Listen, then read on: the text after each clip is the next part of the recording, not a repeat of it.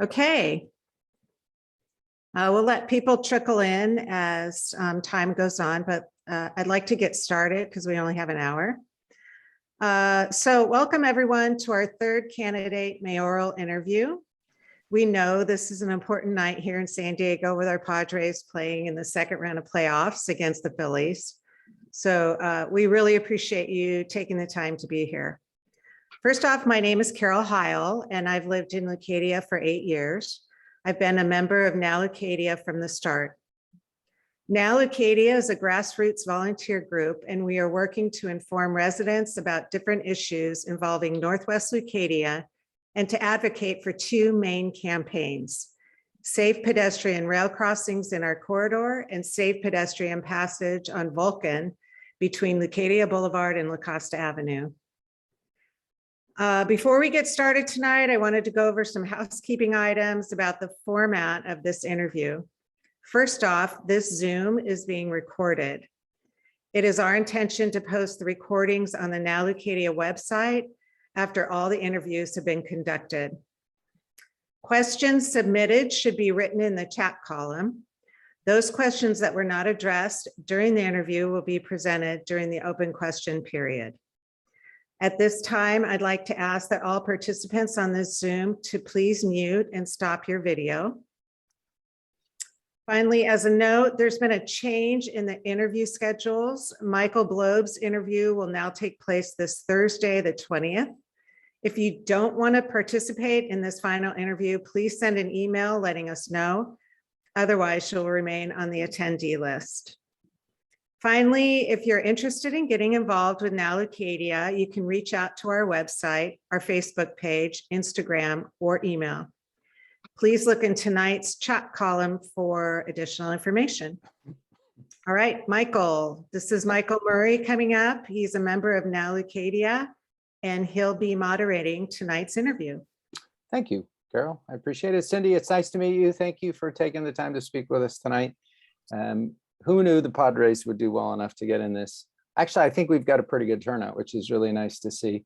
As Carol mentioned, we're recording this, so for those of you on the call, as it were, hopefully we're speaking with Michael on Thursday, so the goal is to have all these recordings on the website by Friday of this week, and we'll just post all 4 of them together. So Cindy, the format of this is essentially we're trying to standardize for everyone. So we've got a couple of questions about Encinitas, a couple questions about Leucadia, and then just a couple of questions that were submitted during prior calls. And again, we're trying to ask everybody the same questions just to kind of standardize things as best we can. I think that's it. So let's see, am I kind of covering? We've got everything, reporting stuff. I think we're good. Carol mentioned this. For those of you on the call, I'm trying to multitask and give my time and attention to Cindy. So if you have a question, please try to phrase it in a way that is fairly straightforward and succinct, so it's not 3 or 4 sentences of something that I have to dig into and interpret. It's just a little hard to do that and pay attention to Cindy. So I will start with an introduction. So Cindy has lived in San Diego since 1986 and owns a home in Leucadia. She's been a resident of Encinitas since 2011. She runs a successful executive recruiting company, which she founded in 1993. She has been a champion for local control, which is one of her key platform issues. She also supports Livable California and the statewide Our Neighborhood Voices ballot initiative. Cindy believes that we should decide how our city grows, not Sacramento.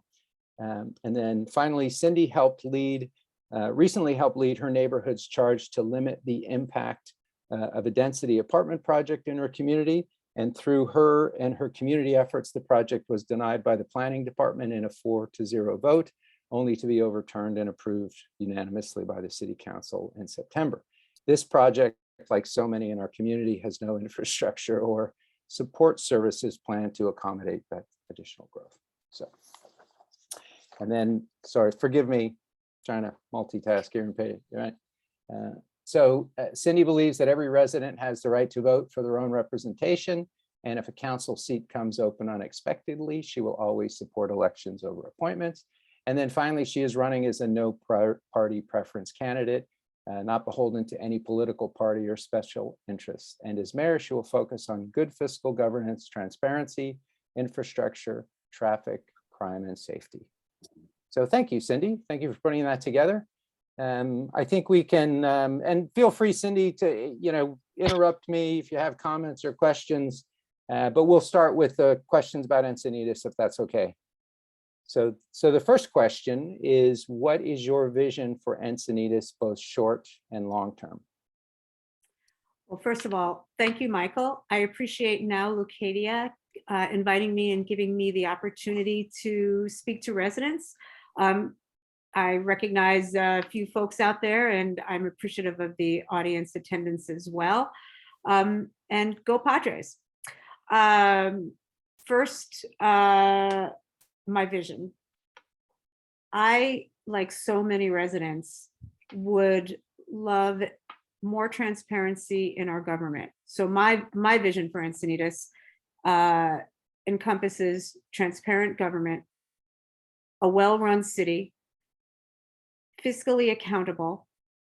And that's more of the internal short-term vision. But as far as how I see the company, the city, I'd like to see our growth managed well, where we can maintain the character and the culture of all aspects of our city, whether it's the beach or we're going inland to our rural communities. I think it's important to most residents, and that is one of the key reasons that we all have worked so hard to live here. And that's whether you rent or you own. Right. And I was a renter for a number of years before I was able to afford a home here.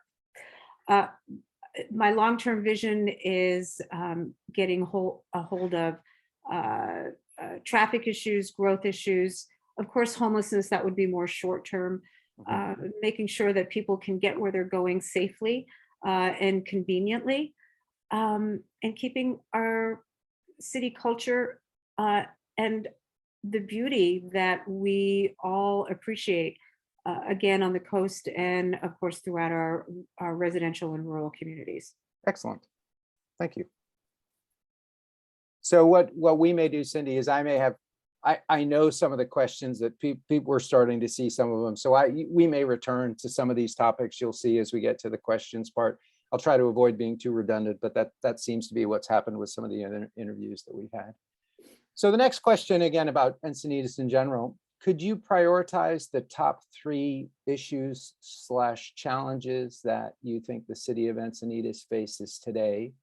And how would you address these? Well, the top 3 might vary from person to person, and Fair there enough. are many issues that need to be addressed. Fair enough. One of the first things that I'd like to do, if I am given the opportunity to be your mayor, is to get inside the city and understand our finances, get control of where the money's going, what's coming in, or better understanding.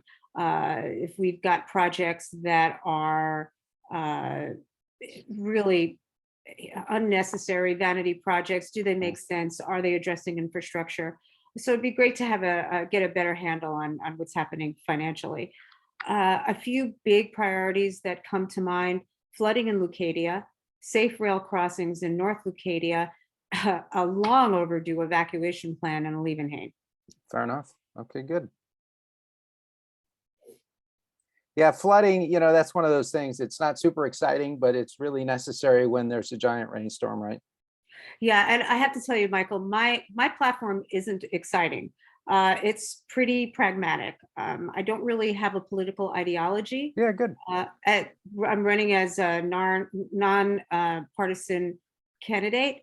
I'm more focused on serving all of Encinitas and focusing on some of the big issues that many residents have spoken to me about for the last 6 months. Yeah, good. I think we'll touch on that later. I know one of the questions that we have that came into with some of the other interviews has to do with that very topic. How do you, because naturally someone in Leeuwenhoek might have different priorities than any of us in Northwest Leucadia. And we, I think most people get that there's pressure on any of our elected officials to manage that. So we'll get to that when we get to that final group. So, okay. So, and then could you touch on a little bit, so you mentioned kind of what those 3 priorities are. How would you address those? Is there anything you can kind of speak to there? Well, let's talk about, actually, it's interesting. My 3 priorities are issues that have been ongoing. It's certainly not going to take me 10 years to get there. Many of the issues really have to do with doing the work with the different agencies, especially when it comes to Right. either rail crossings Sure. or quiet zones. Right. You've got to work and coordinate with Right. the different agencies and find the path forward. Other cities north and south of us have done it. I've done it. So It yeah, is, fair enough. it's not rocket science. If you've worked in corporate, if you're results oriented and driven towards solutions, which I am, Right. you can get it done. Good. As far as the Liebenhain evacuation plan, I'm befuddled at how long it's taken to Right. get one in place, or why it has Why it not been hasn't. prioritized Right. during such a severe drought that we're in. Right. And that's going to take further study. Mhm. We need to look at different solutions to get people not only out of the Liebenhain, but we have to, and the last cities consultant studies did not include other cities coming through our community, such as Rancho Santa Fe, Carlsbad, and San Marcos. That's You interesting. can't have a viable study Sure, without that's not including, comparable. right, without including those neighboring cities. Yeah, that makes sense. That's interesting. Okay, great. Thank you. Top 3 projects, and I apologize if some of these are redundant. So the top 3 projects that you would initiate if given the opportunity, if elected. Again, a Liebenhain, Yep. North Leucadia needs some love. Yep. Very much I think- so. We've got lots of challenges there. Again, flooding really needs to be prioritized. My opponent mentioned that it's supposed to be taken care of with the inevitable whenever completion of streetscape. Sure. Remains to be seen. I know there's some differing opinions there, and Yep. we've attempted to control flooding previously. Right. So that needs to be looked at a little bit more closely. Rail crossings, quiet zone. How do we achieve both? Can we achieve both? Yeah. Are those the only solutions? And always, what's fiscally feasible? I mean, we Right. have a lot of priorities, and we have limited budget. It's So it's such an important point. it really is. I mean, it's a bit of a balancing Yeah. act. You don't want to do it cheaply, because you want to do it right. So you're not Right. going back and revisiting the problem over and over, but you still have to be cognizant Right. of the what type of, what's coming in, and what other priorities we might have. It's a good point. One of the questions that we get to at the end, it kind of relates to this as well, because anyone that's been paying attention for any period of time knows that money is always in short supply, and I suppose it always will be, and there are always sort of competing demands. So that's good. Okay. Actually, this is so the question is here. So I get my groups mixed around. Lack of funding. Last question for Encinitas is that lack of funding at the city level seems to be a chronic and limiting factor for needed improvements in our city. How can this be addressed? Well, it needs to be addressed. Absolutely. Yeah. Again, getting into office and getting a deeper understanding of where we're prioritizing our funds and projects, whether that means an audit. I know it's a dirty word, but Yeah. sometimes it's necessary. Right. And an audit, not for, wrongdoing, but Right. having Just- a deeper understanding Sure. of accountability. That's with all well-run businesses, Right. whether they're public or not. Right. Audits are part of the process. I think that'll give us a better handle on where we need to prioritize. We need to look at viable areas for revenue. Obviously, residential homes, taxes, businesses. We're looking at a cannabis tax, which, Right. bring in a potential, I think, Right. 800 to $1 million a year. Right. Sometimes you can get creative. But I think in our case, a lot of it has to do with spending and what we're spending on. Yeah, fair enough. Fair enough. Good. Okay.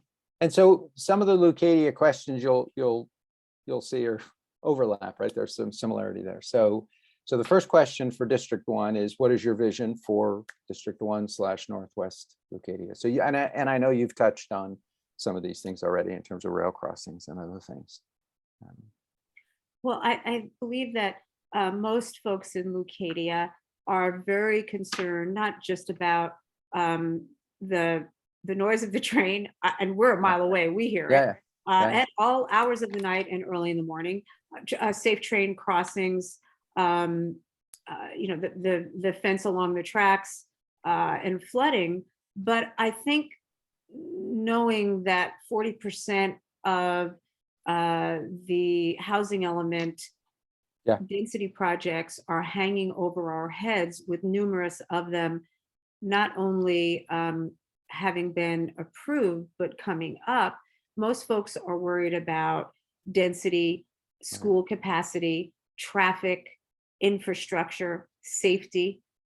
Those are areas Right. in Leucadia and North Leucadia. And when I think about traffic, Yeah. I attended a meeting recently discussing the traffic along the La Costa corridor, and specifically at Vulcan and 101, because it's the city didn't.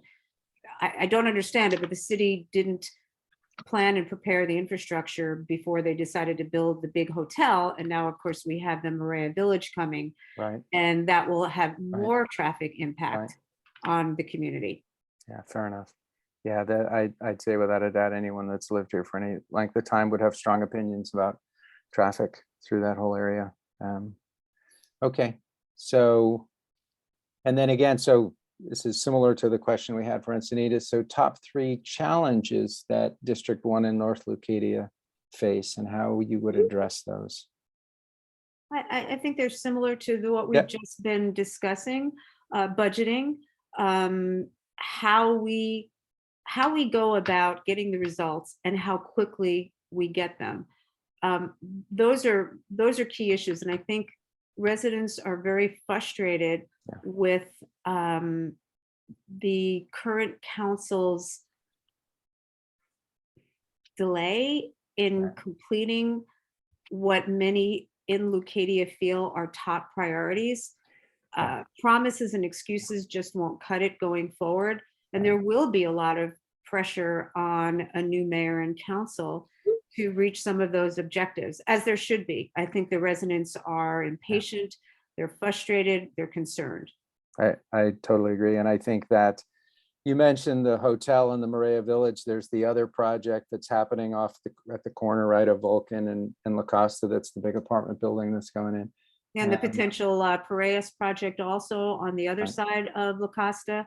Right. And of course, there's additional projects further south in Leucadia that are going to impact traffic flow, school capacity, et cetera, infrastructure, water infrastructure in the entire city, but truly in Leucadia for sure. Yeah. Yeah, I think that, I think you touched on it, but I think frustration is certainly, most people that have lived, at least most of my interaction with I didn't mention this at the beginning, but, obviously I live in Northwest Leucadia as well. And I think most people, most of my friends and neighbors would echo the same sort of commentary about, why are some of these things, why are we, one of our now Leucadia colleagues that's not here this week, that's been on some of the other calls, has lived in Leucadia for 44 years.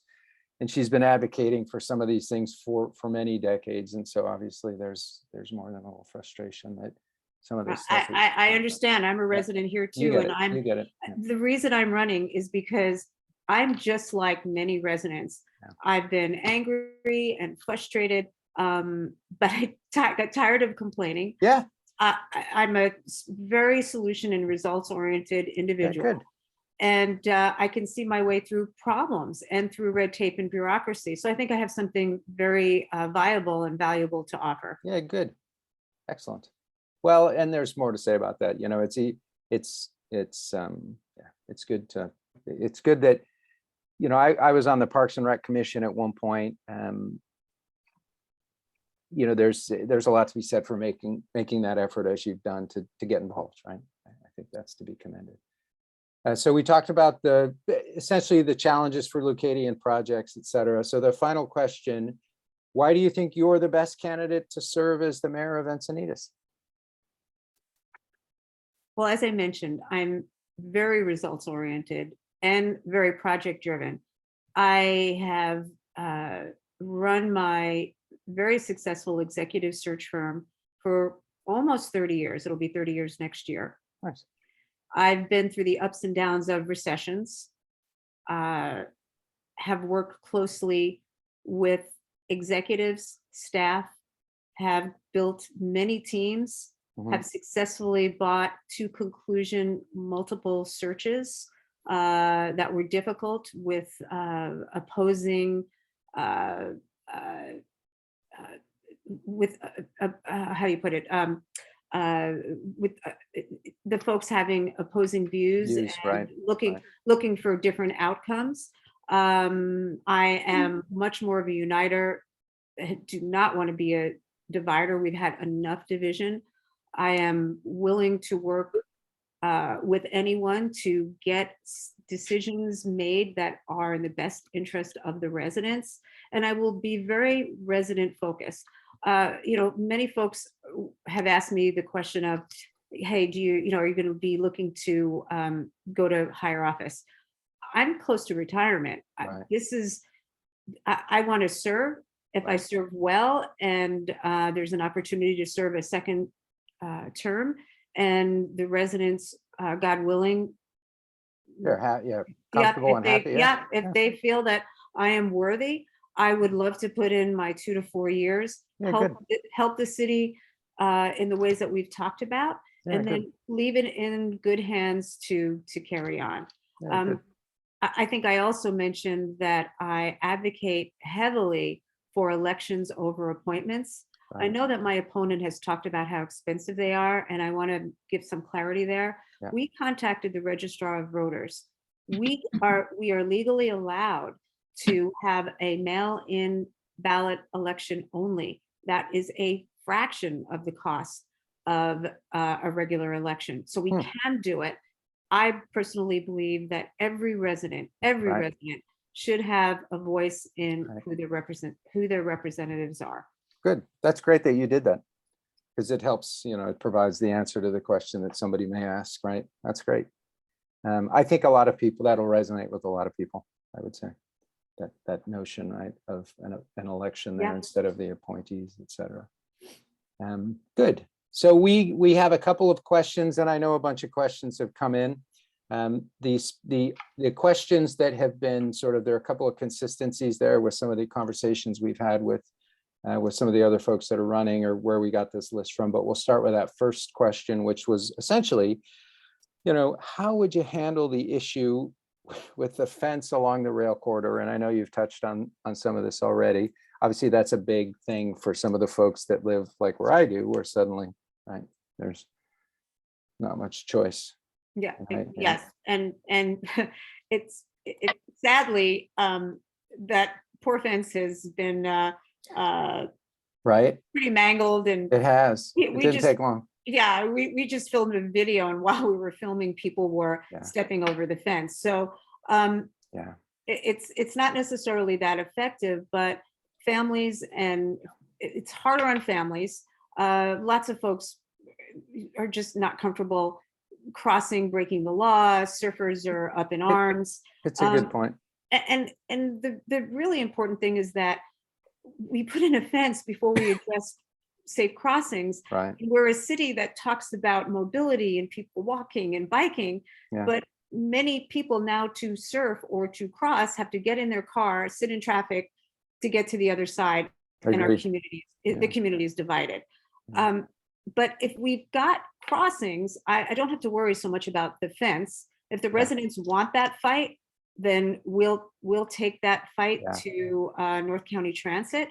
But if we could solve the problem by building safe crossings and not taking 10 years to do it, Fair enough. that would be the most feasible way. Right. And we have to do it economically. I mean, the underpasses, they may be pretty, but they cost, man, what, 10 to 15. Oh, yeah, totally a year. agree.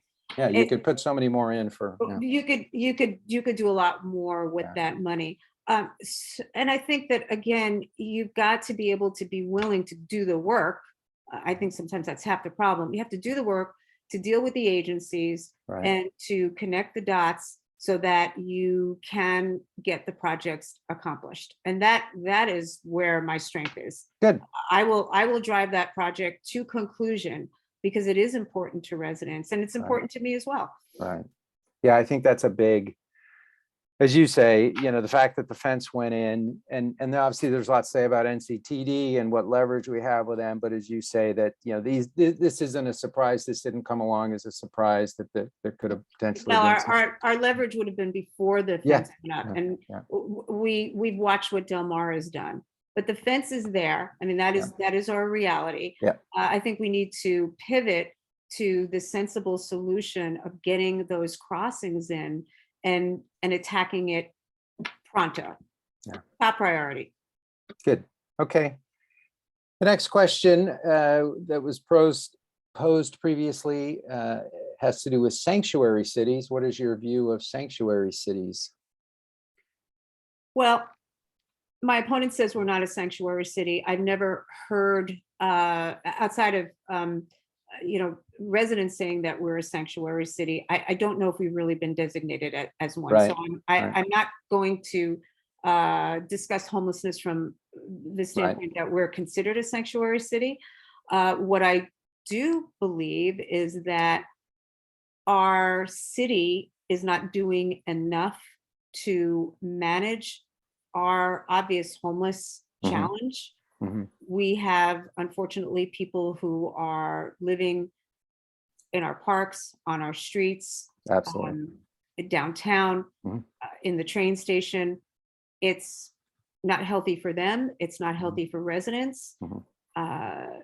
Some of them are people down on their luck, but Yeah. many, unfortunately, are folks that are sadly afflicted with mental health Sure. issues, Sure. as well as drug addiction. Right. And we need to be more proactive in finding shelter and services for them.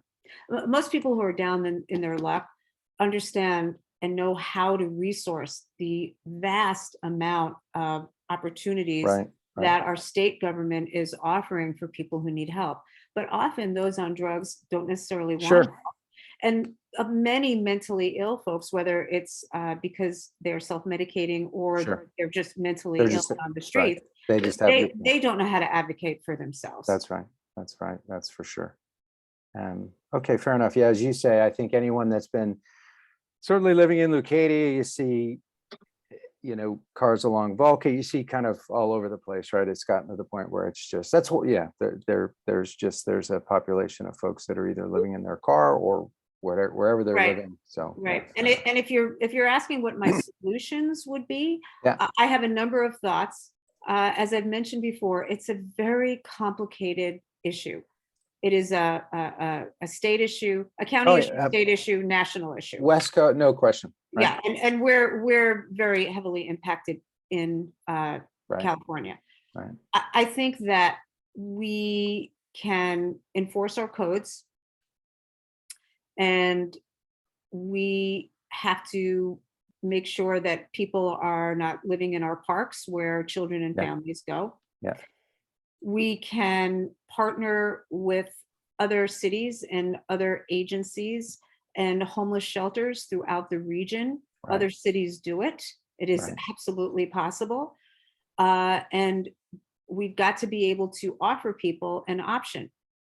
If they don't Right. accept that option, we have to make it very clear to them, I'm sorry, but you cannot sleep on our streets. Right. It's neither compassionate, healthy, or sanitary for Right. not only the homeless people, but residents as well.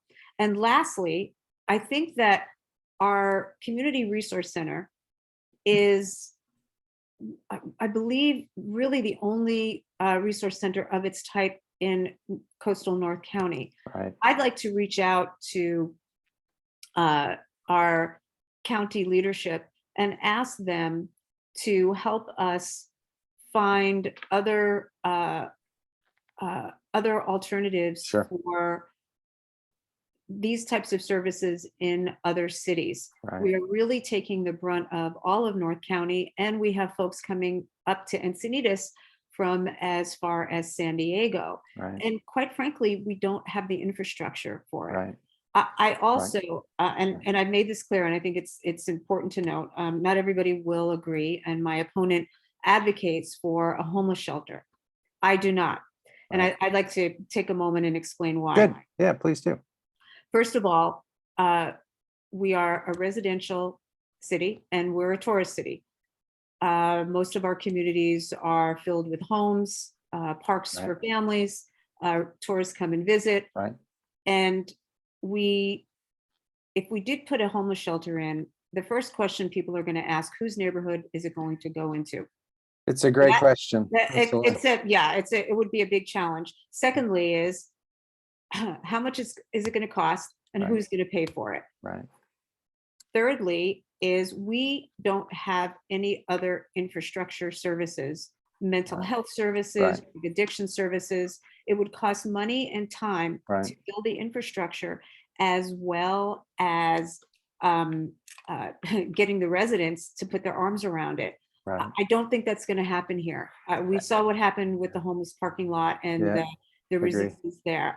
And again, I just don't think we're the type of city, the large enough city to have a homeless shelter Right. in our midst. I think, as you mentioned, you touched on this, but I think it makes sense.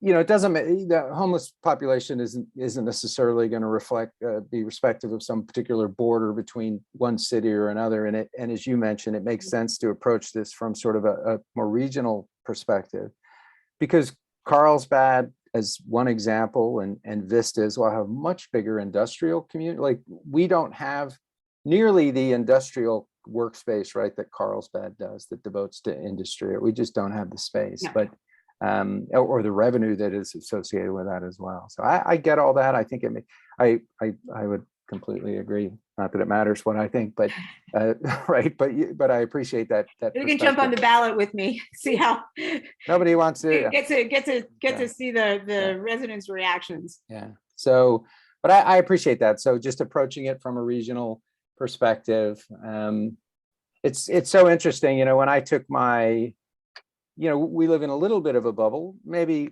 more than that. But I know when I took my son, who's now in San Luis Obispo going to college, when we did the final tour, which included ultimately Seattle, but it also included Berkeley and Davis and a couple of other schools. It was quite eye-opening for us. This is now 2 years ago that we did that tour. But as you mentioned, that situation it's all up and down the West Coast, and it's not a trivial thing, and it's not something that you can just very, very easy. So it's going to take that collaboration, as you mentioned, all those sort of things. So, you've got to be proactive.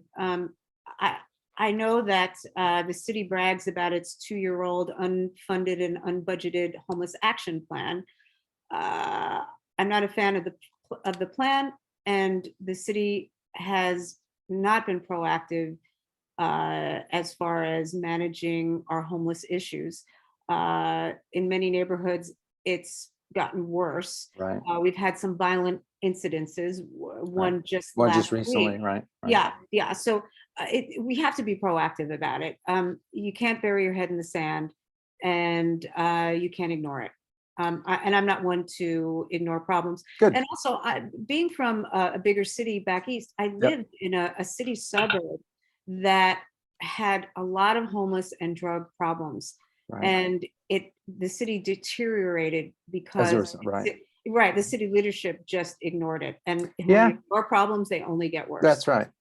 And that's probably the easiest thing to do, is to act like it doesn't exist or something. So and I know it's a big, and there may be some other questions that come in, but I appreciate you spoke to that quite well. So thank you for doing that. The next question: what would you do differently than our current mayor? Everything. Okay, fair enough. So to be specific? Yeah. Well, first of all, I'd allow clapping in council meetings. I would encourage it. Yeah. But to be more serious, Yeah. transparency. Yeah. It's huge. It's big to me and it's Mhm. big to residents. They want it. Want to know. Yeah. They demand it, good, bad, or ugly. The residents deserve to know what's happening Yeah. with their leadership and decisions that are being made. Not all being made ahead of time, not being decided before the agenda item comes Right. to a council meeting, Right. and not voting in lockstep. I love the idea of a diverse council. Okay. We need voices Mhm. who will participate and do the work, do the people's work to address our city's issues and challenges. Good. Okay. Thank you. And the last general question before we kind of segue into some of the things that folks have submitted has to do with I think you touched on this earlier. How would you manage pressure from the different communities within Encinitas? That's a great question, and there will be pressure. Yeah, I think so. Yeah, I mean, there's pressure, right? Whether you're running a business, running a city, Right. There's pressure. So, number one, you can't be reactive to it. Right. Number two, you have to have good teams. You have to have a good staff. One of my goals, and I haven't really talked about it publicly, Yeah. would be to look at our city manager, city processes. Are we well enough staffed? Do we have the right people in the right jobs? Mhm. And focus our city employees to become an even more customer friendly, resident friendly Right. business. I mean, Right. the residents are the customers. Right. And Right. I've heard many frustrating stories Right. over the last 6 or 8 months. Yeah. But I've also met really wonderful city employees through Right. my campaign, working with City Hall with questions and processes. So there's a lot of great people, and you always want to make sure you've got the right people doing the right job Yeah. and adjusting for the needs. So I think that takes away some of the pressure when you've got the right people in place. And Right. again, transparency. I think that a lot of the pressure in this city comes from residents who are just really frustrated most of the Yeah. time and Because angry. yeah. Fair enough. I'd like to take Yeah. the anger out of City Hall. Now, listen, I understand that not everybody's going to agree with you, and I might not agree with everyone else. I promise you, I will always listen and be respectful, because I think that it is imperative to good relations. And as a business professional with 30 years of experience in a customer-oriented business, Right. I think it served me well, and it will Yeah. serve our city very, very well. So I will always listen, whether or not decisions are made. And remember, I'm only one of 5 votes. Sure. Sure. So not every decision that I make will be popular or get Right. enacted, but I will always endeavor to work in the best interests of Yeah, our. good. I think that's an important point, right? That you can't be everything to everybody. You do the best you can. You have a process for how you go about making these. I think that all makes perfect sense. That's good. Excellent. Thank you. So we can kind of segue, if you will, into some of the chat questions. We've got a good, decent number. We're at 40 minutes in, so we'll try to stick to an hour, but obviously if, we can kind of judge that depending on your time. But, as I said, we want to make sure you have an opportunity to kind of speak your mind, et cetera. So the first question that was submitted has to do with your educational/professional background. Would you like to say just a couple things about that? Sure. I was an art major. As far as education background, I've taken the prerequisite business courses, et cetera, et cetera. But really where my experience comes is being a business owner and being in my profession. It's actually probably closer to 35, 37 years. And I think, again, I've exhibited leadership skills, Right. project oriented, which I think to be mayor, you really do have to be very project oriented as well as results oriented. You know, you've got to I take agree. those projects from beginning to end. Right. And also, I think there was a question about my lack of experience in leadership in city government. I, I led my community's efforts fighting the Clark development. Mhm. The skill set that I have is absolutely transferable. Yeah. Many would like you to believe that government is difficult, but it's not rocket science. Right. It's, you know, it's a system, there's systems, there's processes. Yeah, you learn them. Yeah, Right. yeah, you learn them. I mean, Yeah. there's, of course, there's a learning curve, Yeah. but um, just because people are in office doesn't mean it can't be done differently or Right. better. And Better. Right. sometimes outside and fresh eyes Yeah. to issues, you can get different results. And that's what I'm hoping to be able to accomplish, is some different results for the Yeah, city. good. Yeah, it's interesting. I think that having managed projects myself professionally and you know, things that you end up managing renovation projects at home, there's no substitute for having that skill set and being able to do that, right? Anyone, I would argue, can manage a project badly, but if you know, if you've been in business, you've had your own business for decades, you know, that speaks to some ability to obviously, as you say, Right. execute. Right. Right. And also your team, right? You're not siloed in Right. city government. You have teams of people. You're working with 4 other council members. There are plenty of resources. I have success as a team leader, as a team builder. So those issues are not concerning to me, but I think there are good questions that Yeah, residents good. should be asking. Okay, good. So we've got a couple questions that are sort of smushed together, but I think the first two, the second and third, have to do with the facilitating rail crossings, and then maybe piggybacking on that, how do you get funding for that? Let's talk about the funding. Yeah. Funding is always a challenge. Right. So you've got to also manage expectations. And as I mentioned, underground crossings are great, fiscally viable or practical, not necessarily. Yeah. This is a state that has been giving out grants all over the place. Right. I'm not convinced our city has been as proactive and Yeah, about acquiring successful them. with grants as they can be. And I don't even believe we have a grant writer. And I think that is an essential Right. position, especially here in California. I mean, Right. there's just a lot of money available, Right. and you have to know it's available. You have to know how to get that money. Again, much of our challenge with getting crossings, quiet zone, and other initiatives that involve other agencies are just doing the work and getting through the process. There's a Right. process to do it. Other cities are doing it. We have done it before. We've Right. done it in Cardiff. So it is, again, not possible. rocket science, totally doable. It's really the urgency of the execution. And I work with that sense of urgency.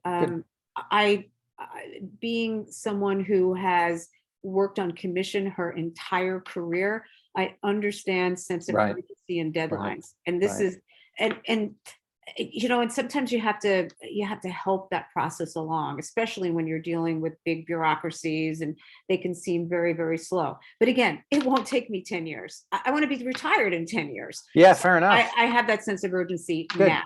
Okay, good. Yeah. Excuse me. Okay, so we've got a couple. So I may jump, for those of you on the call, I may just try to keep things flowing here and jump around with some of the questions.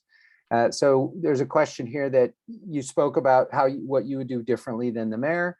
There's a question here that kind of speaks to similarly, but in regards to Tony and Jeff. Is it possible to just maybe at a high level speak to how you would run things differently than either of those two folks? Just that was listed in the question, at least. As far as my opponent, Mr. Kranz, Tony, I'm sure, is a great guy. Too many excuses. Yeah. You know, my response is get it done. Yeah. Mr. Morris,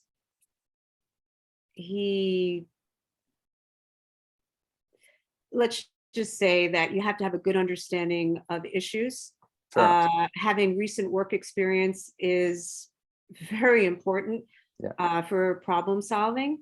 And divisiveness and, blowing things up and blaming is not how Not you helpful. solve problems. Yeah, fair enough. Okay, good. So there's a question here.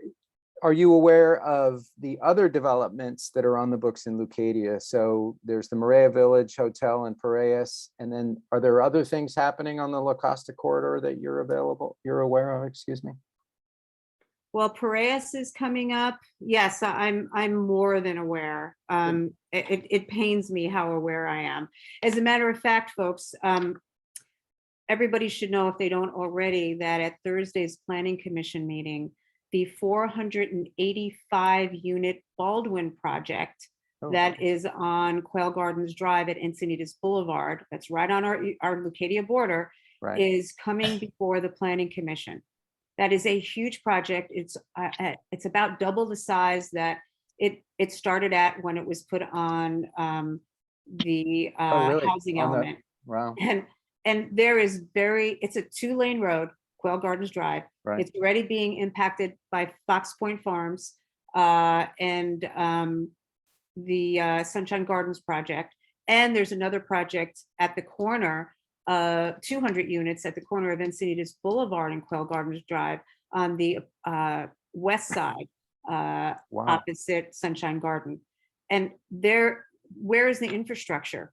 If any of you, and I'm sure most of you have, sat in traffic along Leucadia Boulevard and Encinitas Boulevard, well, it's you know that where are all those cars going to go, and where are all the kids that are going to be going to go to school, that are going to be moving into those apartments or those homes going to go to school.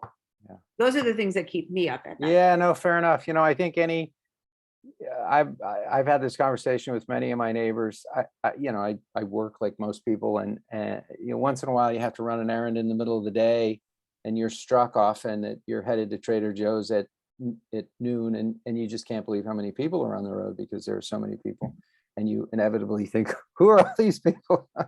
Where are they going? Yes, and I think that leads a bit to the conversation regarding alternative transportation. Right. I've cycled for years myself. And I think bicycling is great. And some people, a small percentage of the population, can actually do it without either owning a car or getting in their car very often. I think that's a super important point. Yeah, I applaud them. But I live with a contractor who has a 20-foot ladder. Big truck. Yeah, there's no way. In a big truck, he has no way. choice.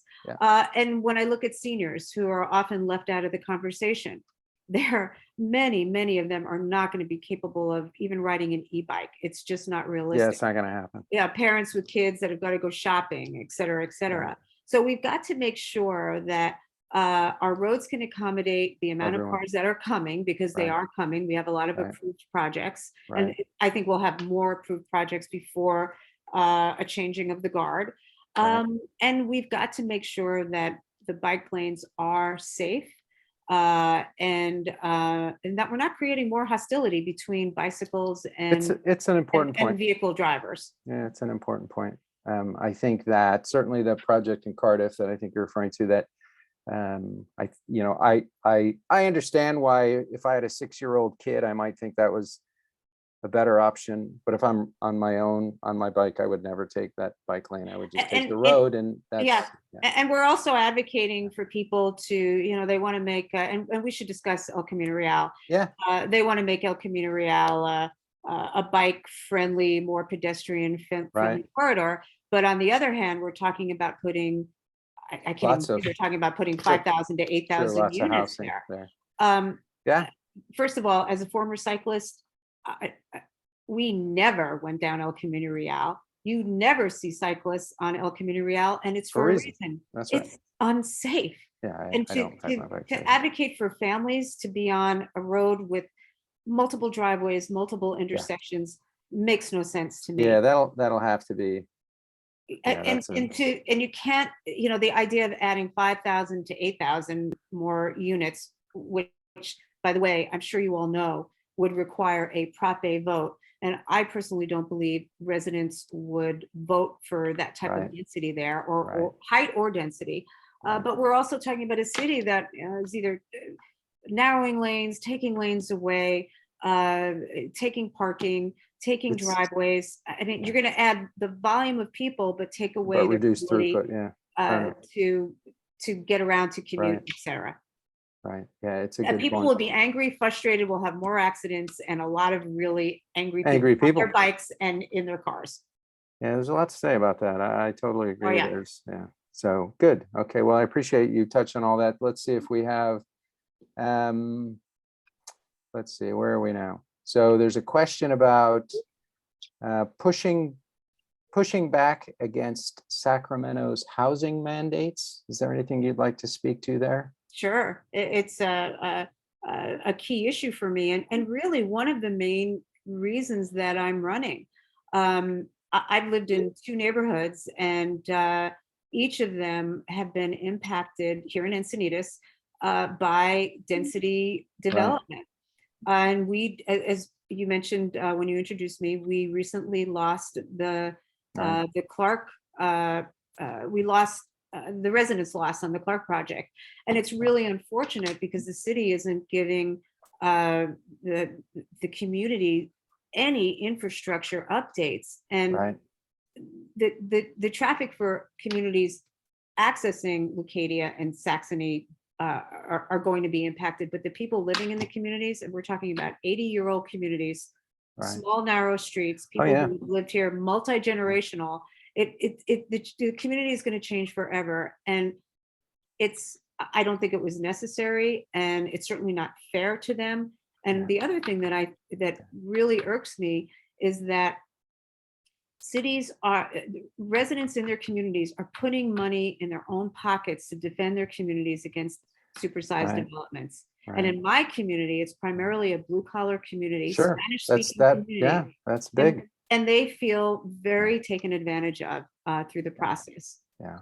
How much, without getting too sidetracked, how much, and you forgive me for not knowing as much about that project as some of the other ones that are in my neighborhood, how much was the developer for that project asked to shoulder in regards to infrastructure? Because that's been, as you know, going back for many years with the state, there have been various mechanisms to that the developers don't want to pay. That's where all this Mayoral stuff came in Right. way back And, when. and it's a by right project. They don't really have to do anything. They weren't asked to do very much. Interesting. They did offer a bike lane and a DG walking lane on Union. Huh. I honestly, Michael, I don't know where they're going to fit it. The road is so narrow. It's so narrow. I mean, right. I wouldn't want to walk on it, even with the traffic that's there That's now. there now. There's 3 businesses, and Yeah. let's pivot away from. Yeah. And we could talk about other projects. Yeah. The Goodson project, the Right. dangers on Rancho Santa Fe Sure. Road, Sure. just not for just traffic and lack of accessibility for emergency services, but Right. God forbid there is a fire. Right. It could potentially be a paradise situation. And not only the neighboring communities, that project is 250 units with one way in and one way out down a very narrow road. Right. Even that community in itself, in that complex, Right. It's they're going to at be risk. impacted. Yeah.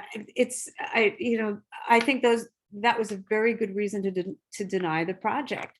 But when you go back to state mandates, my opponent, Mr. Kranz, claims repeatedly that his hands are tied. I'm going to disagree. I think there are things that we can do to Yeah. push back against Sacramento. Yeah. There are other cities doing it. We can join them. We can partner with them. We don't Right. have to be a lone wolf. Right. And it's either push back or we will look like a suburb of LA. And I don't think there's a person, well, there might be a person on this Zoom who thinks that is okay. It's a good thing, right? Most of us moved here for the Sure. quality of life and the Yeah. character of our community. Right. Yeah, I'm sure there's we've got an hour, so we could go into endless, because there is a lot to say about all this stuff, which I appreciate. And I know people will, I'm going to try and get through some of these other questions just in light of that. So there's a question about, about Vulcan, and we've got sort of some unusual, in many ways in Northwest NOWLeucadia, we've got an unusual situation in the sense that for some reason, a decision was made way back when to allow parking from the apartment buildings that are adjacent to Vulcan. Parking that is perpendicular to the rail corridor. If you go further south on Vulcan into old, Encinitas or Cardiff, all that parking is parallel, right? And it's, obviously, because there's a walkway that's been requested, that becomes kind of a significant sort of issue, if you will. So this question, I think I'm trying to put that in context. How could you work there with, so the question has to do with pedestrian improvements. How could you kind of work with the city to, and that maybe gets to the notion of having a walking path. I think when Carol did the introduction, she talked about that. That's been something that NOWLeucadia has been advocating for a long time. Well, I just recently walked along Vulcan in North Leucadia. God help you. Oh, you know what? I'm sorry, it's an embarrassment. Yeah. The road, the condition of the road, again, it's priorities. We have taken so much money for different priorities that we don't have the ability to pivot and address real needs and real resident needs. Right. And as well as needs for people who are visiting, but they're not only real resident needs. These are safety issues. Yeah, no question. I didn't feel safe walking along Vulcan. Oh my gosh, yeah, no question about it. So it's priority, it's funding, and it really is prioritizing the needs and addressing them. Again, not rocket science. Right. The funding is the key, and secondarily is the prioritization of roads like Vulcan. Right. Funding and there are priorities. numerous. I mean, you can look all over the city to see troubled spots, but Vulcan, it's not only an eyesore, it's dangerous. I agree completely, and that would be an area that we'd have to get resources to quickly. Yeah, fair enough. Okay, good.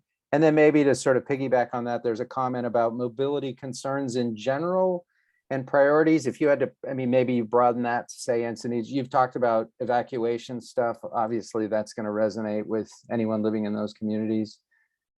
Anything else to say? Sorry about mobility. Yeah, and I think we've really discussed mobility throughout the whole conversation because it's a key issue. It's funny because our sheriff's captain tells me that the three major issues they get calls are number one, homelessness, and I don't think anybody's surprised at that. Yeah, no question. Number two, traffic. Oh, interesting. Yes, and number three, e-bikes.